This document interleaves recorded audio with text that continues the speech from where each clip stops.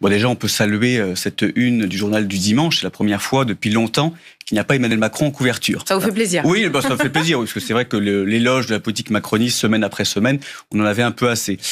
Ensuite, sur le rejet, je suis pas vraiment d'accord. Il y a eu de plus en plus de votes d'adhésion. De plus en plus de Français considèrent que les solutions qui sont aujourd'hui portées par Marine Le Pen, sur tous les points... C'est pas ce que dit le sondage. Oui, il y avait eu un sondage de Libé d'ailleurs qui expliquait que c'était des déçus de la gauche.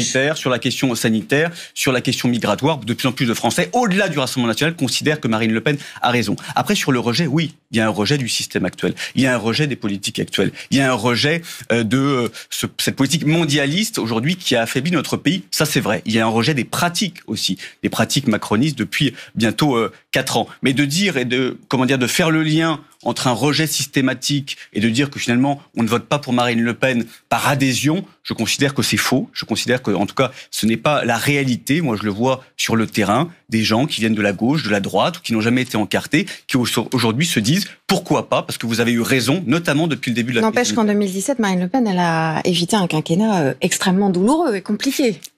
On est d'accord. Et malheureusement, les Français ont raté un quinquennat beaucoup moins douloureux et beaucoup moins compliqué